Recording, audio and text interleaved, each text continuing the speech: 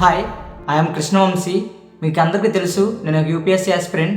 నేను last 3 years నుంచి UPSC prepare అవుతున్నాను. సో ఈ వీడియో అయితే చూడండి, ఖచ్చితంగా హెల్ప్ అవుతుంది.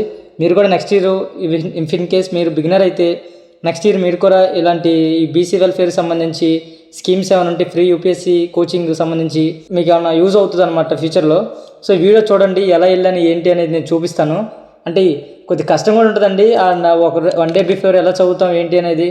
జస్ట్ ఇదేదో నాకు వ్లాగ్స్ చేయడం ఇష్టం ఉండదండి, బట్ ఎందుకో నాకు చేయాలనిపించింది. నేను ఏదో చేసి చూపించాలని కాదు, నాకు షో ఆఫ్ అనేది కూడా ఇష్టం ఉండదు. బట్ ఫస్ట్ టైం నాకు చేయాలనిపించింది. అంటే సేమ్ ఇదే అట్మాస్ఫియర్ లేక ఎంతో ఇబ్బంది పడుతుంటారు. అట్మాస్ఫియర్ రేపు ఎగ్జామ్ అనగా ఈ రోజు ఎలా ఉంటుంది, లేదంటే 11ంటికి ఎగ్జాము, ఆ టైం అంతా మిగతా టైం అంతా ఎలా ఉంటుంది అని చూపించడం కోసం ఈ వీడియో చేశాను. మీకు నచ్చుద్ది, ఖచ్చితంగా లైక్ కొట్టండి. మీరు లైక్ కొట్టి ఒక కామెంట్ ఏదో ఒకటి పెడితే ఇంకొకరికి వెళ్తుంటుంది. నేను ఎలాగో బిగినర్స్కి హెల్ప్ చేస్తుంటాను. బిగినర్స్ అయితే నేను అంతగా హెల్ప్ చేస్తుంటాను. నేను పేపర్ ఎలా రాశాను, పేపర్ ఎలా ఉంది, ఈజీగా ఉందా, డిఫికల్ట్గా ఉందా, మోడరేట్గా ఉందా అనేది ఈ వీడియోలో చెప్తాను. సో పేపర్ కూడా చూపిస్తాను. మీకు ఇదే పేపర్ మీకు తర్వాత హెల్ప్ అవుద్ది. మన నెక్స్ట్ ఇయర్ రాసుకునేటప్పుడు నెక్స్ట్ బేసిక్ స్ట్రాంగ్ ఫౌండేషన్ ఉంటుంది కాబట్టి మీకు హెల్ప్ అవుద్ది. సో ఒకసారి అందుకే చెప్తున్నాను, చూడండి, ఓకేనా. మార్నింగ్ లేచాను, ఒక 7కి లేచాను, 7:10కి లేచాను. 7:10 కంటే నేను రాత్రి పడుకుంది 4:30కో 5ంటికో. మళ్ళీ నేను 7:10కి లేచాను. అప్పటి వరకు చదివాను. మళ్ళీ పొద్దున్న లేచాను, కళ్ళు మూతలు పడుతున్నాయి. అయినా ట్రై చేస్తూనే ఉన్నాను. ట్రై చేసి నా వల్ల కాలేదు. 8 అయిందో, గంటే చదివాను పొద్దున్నే లేచి. కళ్ళని వాసిపోయినాయి అప్పటికే.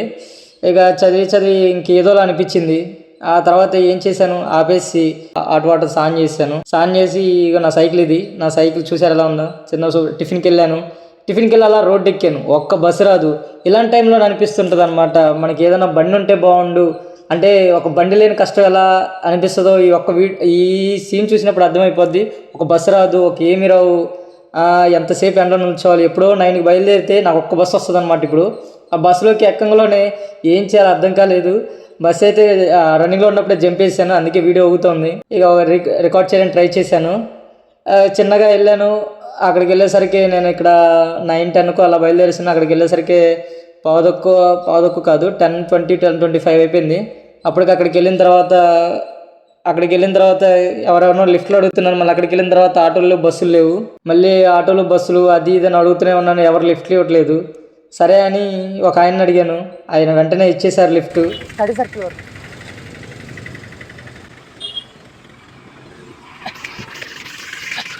లిఫ్ట్ ఎక్కేసి చిన్నగా ఇదిగో ఇప్పుడు వస్తుంది చూడండి, లిఫ్ట్ ఎక్కేసి వెళ్ళిపోయాను. శుభ్రంగా అక్కడికి వెళ్ళిన తర్వాత అక్కడ నా సెంటర్ వేర్ అంట, నాన్ లోకల్ సెంటర్ వేర్ అంట, లోకల్ సెంటర్ వేర్ అంట. అంటే నాది నాన్ లోకల్ కింద వస్తుంది. నా ఊరైతే విజయవాడ, బట్ నాది నాన్ లోకల్ కింద వస్తుంది. ఎందుకంటే ఇక్కడ లోకల్ వాళ్ళకి సంబంధించి ఒక సెంటర్, నాన్ లోకల్కి సంబంధించి వేరే సెంటర్ ఇచ్చారు. సో నేను వైజాగ్లో అప్లై చేసుకున్నాను కాబట్టి నాకు వైజాగ్ సెంటర్ ఇచ్చారు. అక్కడికి వెళ్ళిన తర్వాత వాడేమంటున్నాడు, ఏ సెంటర్ బాబు అది అని అడుగుతున్నాను అనమాట. మాది విజయవాడ అని నేను చెప్తున్నాను. ఇదిగో వినండి ఒకసారి. మాది విజయవాడ, ఇక్కడే ఇచ్చారు సెంటర్.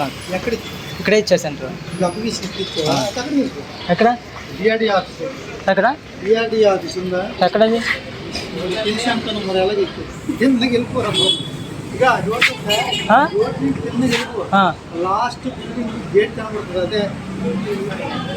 తర్వాత వెళ్ళిపోయాను. అదే సెంటర్కి పరిగెత్తుకుంటూ వెళ్ళేసారు. అప్పటికి 10:40 అయిపోయింది. 10:40 అయిన తర్వాత అందరూ బయట ఉన్నారు.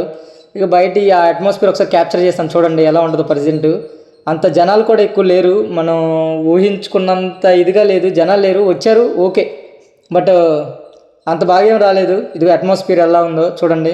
అందరూ ఉన్నారు, బాగుంది కూడా ప్రదేశం. బట్ విచిత్రం ఏంటంటే వాళ్ళు బెంచ్లు ఇవ్వకుండా చైర్లు ఇచ్చేసి ప్లాంకులు కొనుక్కొచ్చుకోమన్నారు. ఎవరు ప్లాంకులు కూడా తెచ్చుకోలేదు. ఇగో చూడండి, అందరూ ప్లాంకులు పట్టుకొని ఉన్నారు. మనకి ఏం చేయాలో తెలియదు. ఇదిగో ఇక్కడ కనిపిస్తున్న అబ్బాయి నన్ను చూశారంట యూట్యూబ్లో, సబ్స్క్రైబర్ అంట. అతను చూసి, బ్రో నువ్వు పూర్వ ఐఏఎస్ జర్నీ దాంట్లో నువ్వు వీడియోస్ చేస్తావు కదా యూట్యూబ్, మీ వీడియోస్ చూశానని చెప్పాడు అనమాట. నాకు హ్యాపీ అనిపించింది. ఆ అబ్బాయిది మారేడుపల్లి అంట. సో ఫీల్ హ్యాపీ అనమాట. ఇలా సెంటర్ జరిగింది. ఇక జరిగిన తర్వాత లోపలికి వెళ్ళాను. 10-11 లోపలికి వెళ్ళాను. బాగానే అయిపోయింది. పేపర్ చూస్తే కళ్ళు చెదిరిపోయినాయి. ఎగ్జాక్ట్గా యూపీఎస్సీ ఆ లెవెల్లో దింపేశాడు, అసలు డౌట్ లేకుండా. నాకు తెలిసిన క్వశ్చన్స్ ఏంటంటే 27 to 32 ఉంటాయన్నమాట. ఆయన చేసిన ఇంకో మిస్టేక్ ఏంటో చెప్పనా, ఇది మీరు కూడా తెలుసుకోండి. మనకి జనరల్గా ఒక క్వశ్చన్ వచ్చిందంటే ఇప్పుడు ఈ విధంగా ఉంది.